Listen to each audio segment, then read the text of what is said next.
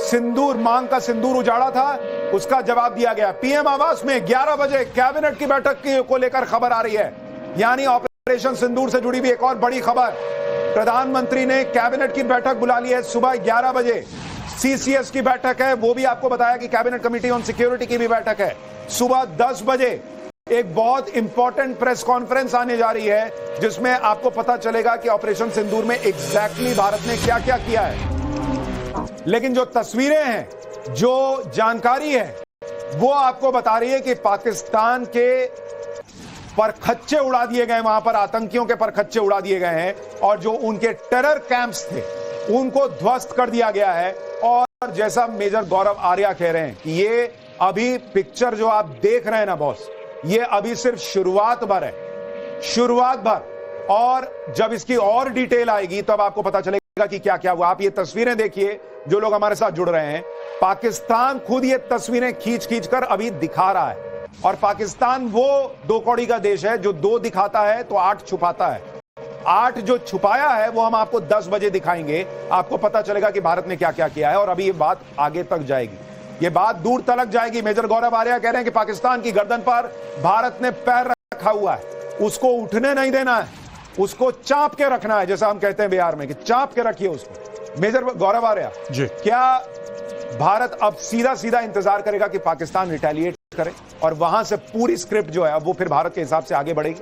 पाकिस्तान का बनेगा सैंडविच, और ये मैं काफी टाइम से कह रहा हूं। सैंडविच कैसे? अगर एक तरफ देखिए, एक तरफ भारत है, दूसरी तरफ अफगानिस्तान है, और अफगानिस्तान और भारत के बीच में, भारत टुवर्ड्स द ईस्ट है, Pakistan toward, Afghanistan towards the west है, और बीच में पड़ता है पाकिस्तान। अब देखिएगा, भारत ने यहां से ठोका है।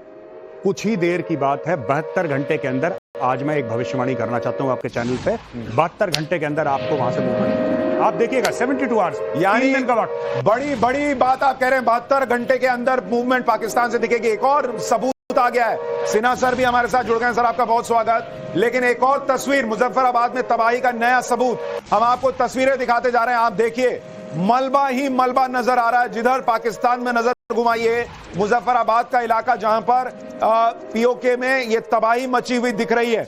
आप देखिए कैसे जो इंसान उतर रहा है उसको संभल संभल के उतरना पड़ रहा है, इस तरह से वहां पर तबाही मची है। ये शायद सीढ़ी का इलाका रहा है, सीढ़ी का हिस्सा रहा है, और पूरा हिस्सा तबाह हो गया। जैसे कोई बहुत बड़ा भूकंप आता है ना, उस भूकंप में जिस तरह की तबाही होती है, भारत ने कल पाकिस्तान में भूकंप ला दिया है, जलजला ला दिया है। ये उसकी तस्वीर है कि भाई पूरा पाकिस्तान हिल गया है। गौरव भाई, ये तस्वीर देखिए, इसके बारे में थोड़ा आप बताइए। इसके बारे में तो मैं नहीं बता सकता, मुझे ऐसा लग रहा है कि पता नहीं कुछ अजीब, ये धरती हिली है, कुछ धरती हिली है। ऐसा लग रहा है कि इंद्र भगवान गुस्सा थे। कुछ इतनी बिजलियां, मुझे नहीं पता है कि ये घर है, मलबा है, कुछ कुछ टूटा सा दिख रहा है मुझे, मैं नहीं बता पाऊंगा है क्या, बिकॉज ये बहुत कोई बड़ा धमाका इसके अंदर हुआ है कि छत वत देखिए, लोहे की सरिया दिख रही है आपको। नहीं गौरव भाई, एक चीज आप गौर कीजिए, ये जो टुकड़े गिरे हैं, सिन्हा सर आ रहा हूं आपके पास, ये जो टुकड़े गिरे हैं जी, आप इनकी चौड़ाई देखिए जी, ये बता रहे हैं कि ये मोटी दीवारें हैं जी, और अगर ये इस तरह से टूट गई हैं तो इसका मतलब कि धमाका बहुत जबरदस्त रहा होगा। और छोटे छोटे टुकड़े हुए हैं, छोटे छोटे टुकड़े हुए हैं, मतलब एकदम जिसको कूच देना कहते हैं ना, ये कूच देने जैसी स्थिति। और ये आप देखिए ना भाई, मोटा मोटा हिस्सा टूटने के बाद भी इतना मोटा बचा हुआ है। सोचिए जब ये रहा होगा तो कितनी मोटी दीवार बनी रही होगी, और उसको भारत ने ध्वस्त कर दिया भाई, मिट्टी में मिला दिया। सिन्हा सर, आप बताएं इन तस्वीरों के बारे में। देखिए कि ये लगता है कि ये कोई कंक्रीट स्ट्रक्चर था, क्योंकि साइड में, दाहिने साइड में जो दिखाई पड़ रहा है कि रेलिंग दिखाई पड़ रही है, तो पिलर है या रेलिंग है, बट एक कंक्रीट स्ट्रक्चर था। और जो बोल्डर सब दिखाई हमको पड़ रहा है वो बड़े बड़े उनके पीसेज हैं। इसका मतलब यदि कोई छोटा मोटा होता, स्टेयर्स होता तो वो छोटे छोटे उसके बोल्डर्स होते, लेकिन ये छोटे बड़े बड़े टुकड़े दिखाई पड़ रहे हैं। इसका मतलब है कई बहुत बड़ी इमारत थी वो, और जिसको टारगेट किया गया है, जिसको ध्वस्त किया गया है।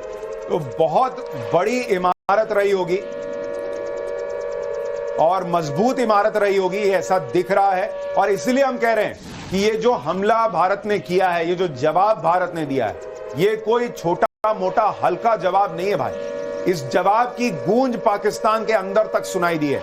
एक बार इस पर और जानकारी दूं, उससे पहले चलते हैं हमारे सहयोगी पुलकित के पास, जो राजस्थान के बॉर्डर के इलाके में है। पुलकित, वहां क्या हलचल महसूस कर रहे हैं आप?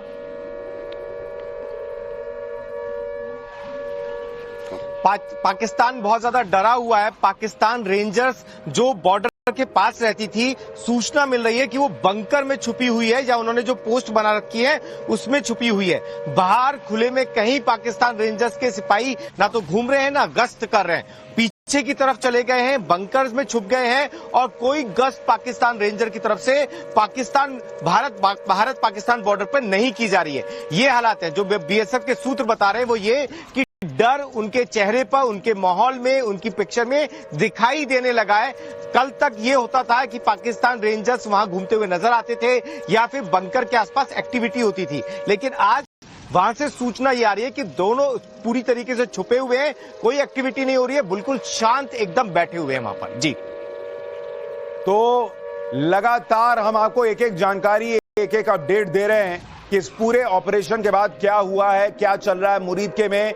जिस तरीके से तबाही मची है, जो आतंकियों के लॉन्च पैड्स थे उनको ध्वस्त कर दिया गया, उनको खत्म कर दिया गया है, और उसी के साथ साथ जो मदरसे थे, जो वहां पर मस्जिदें थी, जहां पर धर्म का काम नहीं हो रहा था, जहां पर आतंक का काम हो रहा था। और इस वक्त एक और बड़ी खबर, पाकिस्तानी सेना बंकर में छुप गई है। पाकिस्तानी सेना कोई गश्त नहीं कर रही, पाकिस्तानी सेना बंकर में छिपी हुई है। यानी पाकिस्तान को ऐसा लग रहा है कि भारत अभी और अटैक करने वाला है, भारत और हमले करने वाला है। सिन्हा सर, क्या यह संकेत है कि पाकिस्तान अभी और घबरा गया है? एकदम। देखिए, पाकिस्तान सेना, मुझे पूर्ण विश्वास है ये कायर सेना है। सेना का काम है बैटलफील्ड में लड़ना, सेना का काम है अपना शक्ति प्रदर्शन करना बैटलफील्ड में, कुरुक्षेत्र में। लेकिन ये सेना अपना काम नहीं करती है, जो नहीं करना चाहिए वो करती है, जो करना चाहिए वो नहीं करती है। इसको देश को विजयश्री दिलवाना चाहिए, चाहे वो जंग हार चुकी है। सिन्हा सर, मैं आपको रोक रहा हूं, हम एलओसी पर एक बार चल रहे हैं, हमारे सहयोगी साहिल जुड़ रहे हैं, जहां पर कहा जा रहा है एलओसी पर शेलिंग हो रही है। साहिल, क्या अपडेट आपके पास, जानकारी बताइए।